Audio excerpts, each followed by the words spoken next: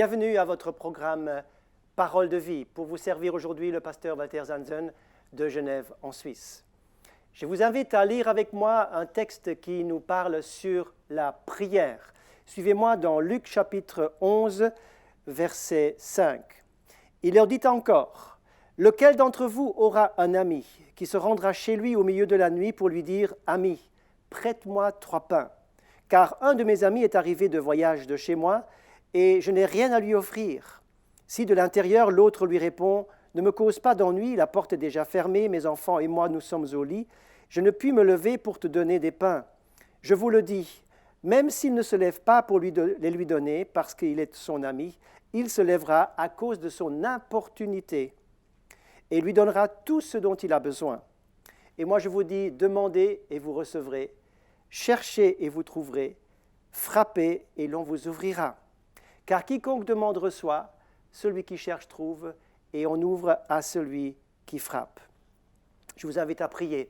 Seigneur, nous te prions que cette parole aujourd'hui puisse rejoindre puissamment les cœurs, puisse nous rejoindre tous. Ta parole est un véritable pain de vie qui nous conduit et qui nous enseigne dans tes voies. Merci pour l'action merveilleuse du Saint-Esprit. Amen. Approfondissons notre vie de prière. C'est le thème que je vous propose en ce jour.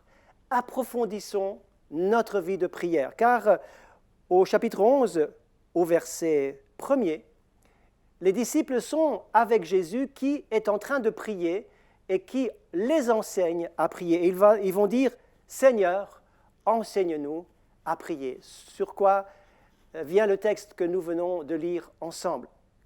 Seigneur, enseigne-nous à prier. Nous avons toujours besoin, à différents moments et dans différentes saisons de notre vie, nous avons besoin qu'on soit encouragé, nous avons besoin d'être motivés, stimulés, encouragés, emportés plus loin, plus haut, plus profondément dans une vie de prière. Notre vie de prière peut avoir des hauts, peut avoir des bas, peut avoir des saisons fastes où nous sommes littéralement emportés dans la vie de prière d'une manière très facile. Il y a d'autres moments, eh bien, la vie de prière semble tellement compliquée, tellement difficile, qu'on a l'impression que Dieu n'est pas là, qu'on n'arrive pas à le trouver, que notre prière ne monte pas plus haut que ce plafond.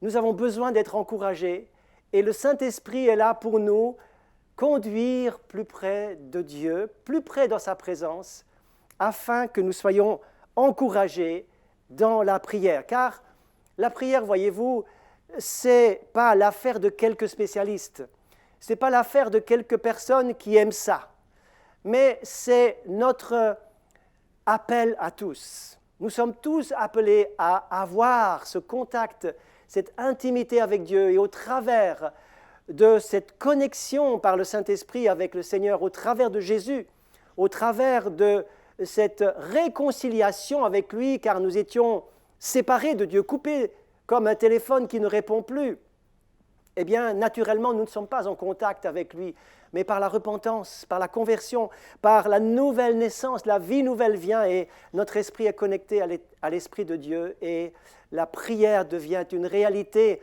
extraordinaire, magnifique, et nous voulons vraiment bénéficier de cette connexion, je dirais même cette connexion haut débit ou très haut débit que nous avons avec le ciel. Donc, aujourd'hui, nous voulons nous pencher sur ces 3 mots qui ressortent de ce texte. Demander, chercher, frapper. Eh bien, ayant déjà médité quelquefois sur cette thématique, je voudrais encore aujourd'hui faire ressortir quelques pépites que j'ai trouvées et qui vont nous intéresser, qui vont nous conduire et nous motiver pour aller plus loin dans la prière. Le Seigneur nous dit tout d'abord une première chose, il nous dit, eh bien la prière, une bonne façon de prier, c'est demander.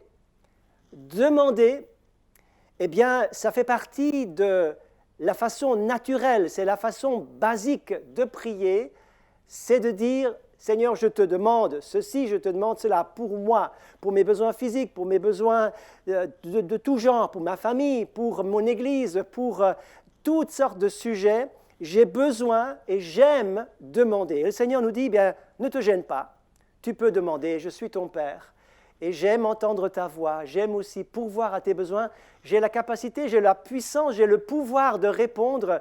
Par exemple, le Seigneur nous demande à plusieurs reprises de demander. L'apôtre Paul de même va dire, faites connaître vos besoins à Dieu par des prières, des actions de grâce, des supplications. Faites connaître vos besoins à Dieu. Quel est ton besoin? Apporte-le en toute simplicité au Seigneur. C'est lui qui est à l'écoute de ta prière. C'est ton Père, il t'écoute.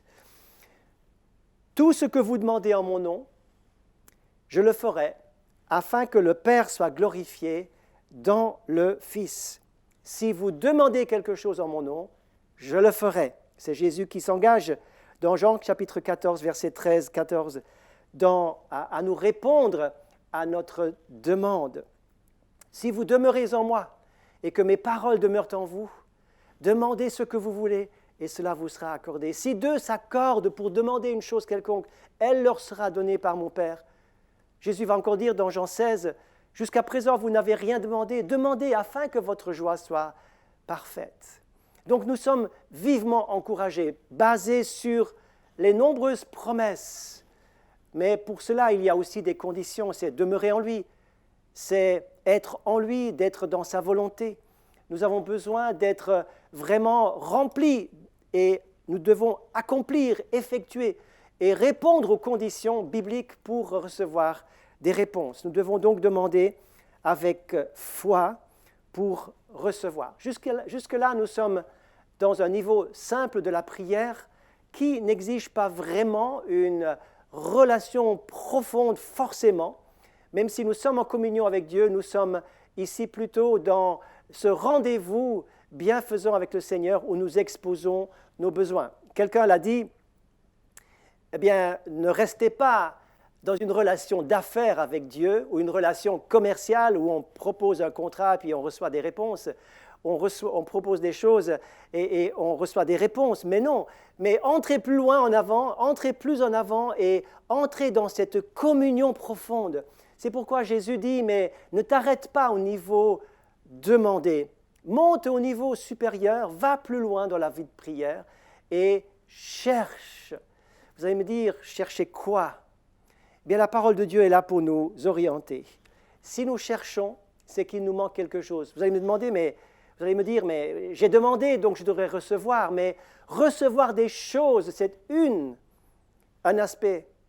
Mais chercher sa présence, c'est tout autre chose. Chercher sa face.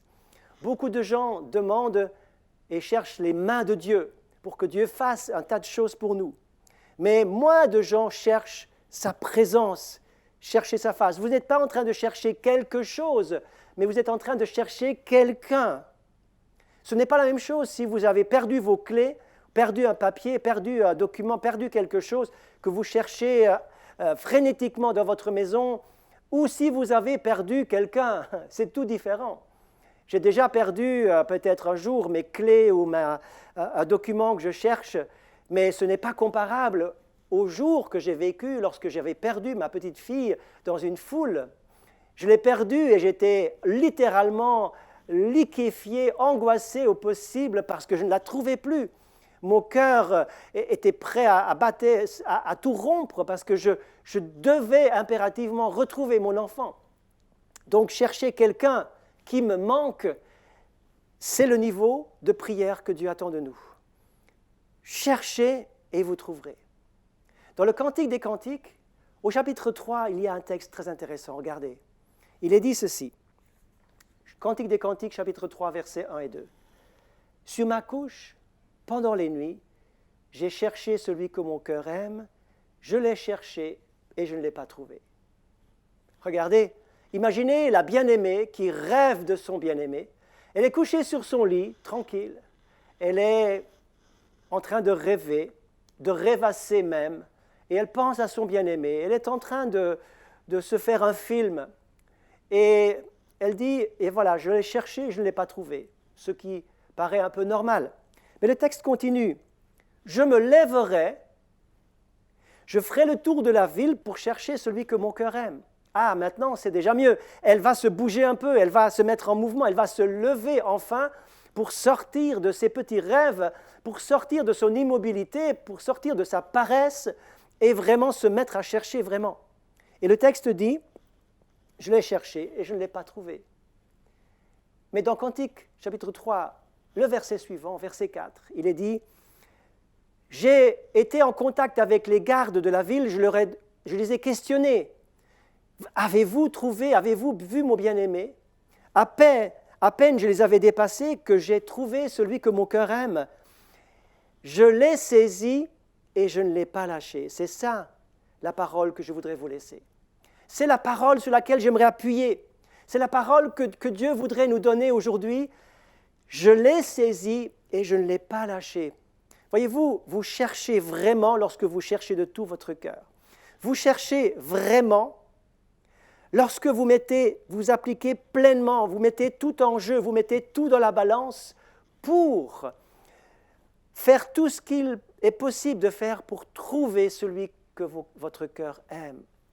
Chercher, c'est une question de relation, de communion, d'amour.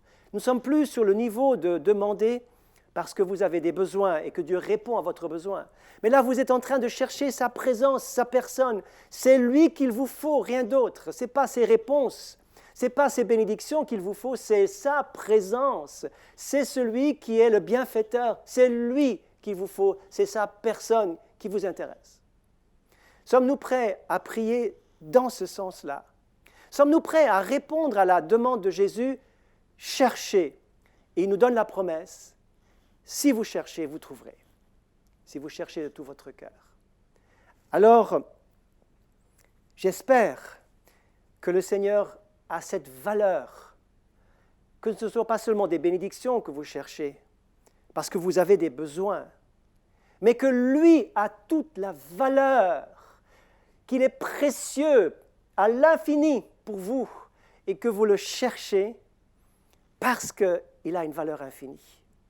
Mes amis, si un jour on vous prenait tout, on vient vous chercher à la maison vos meubles, on vient vous chercher votre voiture, vous perdez tout, il ne vous reste rien, est-ce que la valeur de la présence de Dieu représenterait tout pour vous? Parce qu'on peut prendre vos affaires, mais on ne peut pas prendre votre relation avec Dieu. On ne peut pas toucher à la communion que vous avez. Si la qualité de la communion est intense, alors les autres choses, bien sûr, vont vous manquer, vont créer une souffrance, mais le Seigneur aura toujours une valeur. Le jour où nous serons avec lui, dans l'éternité, ce ne sont pas les choses, ce ne sont pas les bénédictions qui vont compter. Ce ne sont pas ses bienfaits, ce ne sont pas les réponses à nos prières qui vont être notre richesse, mais ce sera sa présence qui sera notre richesse ultime pour l'éternité. Pour l'éternité. Cherchez et vous trouverez. C'est David qui crie dans le désert où il n'avait plus rien, il était dépouillé de tout. Dans ce désert, il dit « Ô Dieu, mon âme a soif de toi. Dieu, je te cherche dans une terre aride, desséchée et sans eau. Mon âme a soif de toi. » Avez-vous cette soif de Dieu? Avez-vous cette soif de Dieu? C'est la question qui est attachée à cette deuxième prière, ce deuxième niveau de prière, cette deuxième étape de prière. Si vous voulez bien, suivez-moi dans cette troisième étape de prière qui s'appelle frapper. Vous allez me dire, mais pourquoi frapper? Il me semble que j'ai déjà tout découvert. Est-ce que je suis devant une porte fermée? Une porte qu'il faudrait ouvrir, mais qui ne s'ouvre pas et je frappe? Est-ce qu'il y a un obstacle? Est-ce qu'il y a une barrière? Est-ce qu'il y a quelque part quelque chose à franchir pour accéder à un autre niveau de prière? Jésus nous interpelle et vous allez voir de quelle manière il le fait.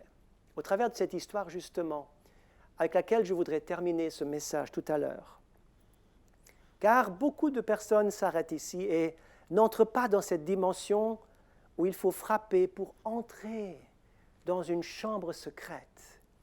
Je vous ai dit que le premier niveau, la première étape, la première phase de prière demandée, c'est le rendez-vous, on peut dire. Chercher, c'est la relation, et maintenant frapper est du domaine de la révélation. Car lorsque cette fameuse porte va s'ouvrir, et voyez-vous, nous ne pouvons pas enfoncer cette porte. Nous ne pouvons pas simplement frapper, puis prendre un marteau et casser la porte. Il faut que quelqu'un vous ouvre la porte. Et ce quelqu'un qui vous ouvre la porte, c'est Dieu lui-même. Dieu lui-même doit venir ouvrir cette porte pour vous inviter chez lui. Vous allez me dire, mais j'étais déjà avec le Seigneur. Mais là, j'entre dans un domaine de révélation où j'entre chez lui, où je suis dans un univers saint, où je suis sur une base de sainteté, où il y a quelque chose de sacré qui se passe. Un peu comme lorsque le sacrificateur, ou plutôt le souverain sacrificateur, une fois par année, du temps de l'Ancienne Alliance, rentrait dans le temple, ou autrefois dans le tabernacle, et une fois par année, il pouvait pénétrer dans le lieu très saint, séparé du lieu saint par un rideau. Donc il y avait une espèce de porte à franchir. Il entrait dans ce lieu très saint où il n'y avait plus aucune lumière. Plus aucune lumière. Il attendait là, il apportait le sang nécessaire pour le pardon du péché pour le peuple. Il fallait la grâce de Dieu, et dans ce lieu obscur, à un moment donné, eh bien, le sacrificateur attendait. Il était entré dans l'endroit de la révélation, de la présence de Dieu, et il attendait. Il ne pouvait pas produire quelque chose, il ne demandait plus. Tout ça avait été fait. Il s'était préparé au mieux. Et là, Dieu lui-même va se révéler. Tout à coup, la présence, la Shekinah de Dieu, tout à coup, la gloire de Dieu remplissait ce lieu très saint. Et l'homme de Dieu, le sacrificateur, était littéralement envahi par la présence de Dieu, par la gloire de Dieu. Cette gloire de Dieu venait sur lui, sur son visage. Il était littéralement imbibé, imprégné, il était littéralement façonné. Il était marqué par cette gloire de Dieu, et il recevait une révélation de la présence qu'il n'oubliera jamais, un vrai face-à-face. Il va donc sortir de la présence de Dieu, il va passer par le lieu saint, il va rentrer dans le parvis où les gens l'attendent et les gens applaudissent quand ils le voient, mais il est juste marqué par la présence de Dieu, tout comme Moïse, lorsqu'il descendait du Sinaï, avait sur lui cette gloire de Dieu, et les gens étaient subjugués de voir cette gloire, cette brillance qui était sur Moïse parce qu'il avait été dans la présence de Dieu. Il était dans la présence de Dieu, il en sortait marqué. Mes amis, lorsque nous prions vraiment, nous ne devrions jamais sortir les mêmes que lorsque nous sommes entrés dans la prière. Lorsque tu pries, entre dans ta chambre, ferme la porte, dit le texte, Matthieu 6, verset 6. Et là, ton Père qui est là, il te voit et il te le rendra, il te récompensera. Mes amis, nous ne devrions plus jamais être les mêmes lorsque nous sortons d'un vrai temps de prière. Nous ne parlons pas ici de demander parce qu'il y a des problèmes. Nous sommes ici sur le domaine de la révélation où Dieu lui-même vient marquer notre vie. Et c'est là que les choses se passent. Et bien des gens ne passent pas cette porte parce que nous avons quelque part sur nous cette impression que les choses doivent avancer, les choses doivent aller vite. Il y a comme une espèce de pression du succès. Ah, j'étais dans la présence de Dieu, Dieu m'a parlé, Dieu s'est révélé, j'ai eu une révision, j'ai eu un rêve. Et ces choses-là que nous entendons souvent font que les gens ont l'illusion, parfois, d'avoir été dans la présence de Dieu, mais ils n'ont pas demeuré dans le lieu très saint, ils n'ont pas demeuré, non. Ils n'ont pas frappé pour attendre que Dieu vienne vraiment leur ouvrir la porte, pour leur révéler quelque chose. Lorsque Moïse était sur la montagne du Sinaï, sur invitation de Dieu d'ailleurs, c'est donc Dieu qui l'invite, qui lui ouvre la porte. Il est sur le Sinaï, le texte, vous lirez ça dans Exode chapitre 30 et suivant, vous lirez que Moïse va être sur le Sinaï, et là le texte précise que c'est au bout du 7e jour que Dieu a commencé à lui parler. Donc il a attendu 1 jour, 2 jours, 3 jours, 4 jours, toujours rien, pas de parole, 5 jours, 6 jours, rien. Au bout du 6e jour, peut-être que Moïse va dire, mais J'entends rien, je ne vois pas, je ne comprends pas, je ne sens rien. Je vais redescendre. Au bout du 7e jour, Dieu parle. Au bout de combien de jours va-t-il recevoir les paroles de vie, le pain de vie? À quel moment va-t-il recevoir les 2 tables de la loi avec les 10 commandements? Au bout de 40 jours. Il a dû attendre. Et notre problème, mes amis, c'est notre impatience. Nous sommes impatients. Nous ne pouvons pas attendre longtemps pour recevoir les révélations de Dieu.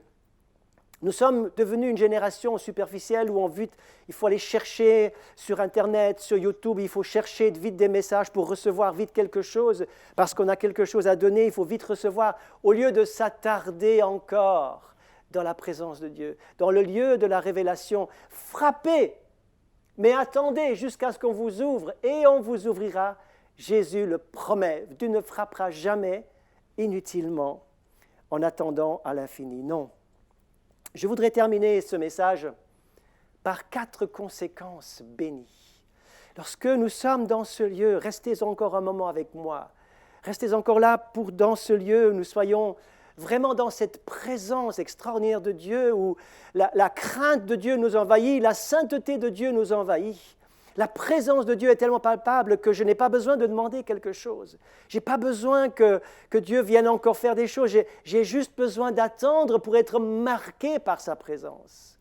Et là, il y a 4 choses qui vont se passer, en tout cas 4, que j'ai relevées simplement dans ma méditation sur ce texte. La première, c'est que dans ce lieu-là, je suis transformé. Lorsque la gloire était sur ce sacrificateur, lorsque cette Shekinah de Dieu venait, cette gloire, cette nuée de présence de Dieu était sur lui, cela fait référence au texte de 2 Corinthiens, chapitre 3 et verset 18, où il est dit « Nous tous qui, comme dans un miroir, nous contemplons la gloire du Seigneur, nous sommes transformés en la même image de gloire en gloire. » Voyez-vous, ce qui se passe dans ce lieu, seul le Saint-Esprit est capable de faire cela. Il est capable de vous transformer à l'image de Jésus. Personne ne peut faire cela. Personne ne peut vous transformer à l'image de Jésus, sauf le Saint-Esprit. Et cela se passe dans le lieu très saint. Dans ce niveau de prière où vous restez dans la présence de Dieu, vous êtes transformé. Deuxièmement, vous êtes aussi apaisé, car dans ce lieu, il y a le repos. Dans ce lieu, tous les soucis tombent par terre. Il y a cette confiance extraordinaire devant la présence de Dieu qui vous porte. Vous êtes libéré de tout ce qui fait de vous quelqu'un d'insatisfait. Toutes les insatisfactions se dissipent, s'évaporent, disparaissent complètement. Vous êtes consolé, vous êtes libéré. Un peu comme Anne, lorsqu'elle était longtemps dans la présence de Dieu, son visage ne fut plus le même. Troisièmement, donc vous êtes transformé, vous êtes apaisé. Maintenant, vous êtes libéré. Libéré de quoi? Eh bien, de quelque chose de très, très important. Ce n'est pas de mes soucis que je suis libéré, c'est déjà fait.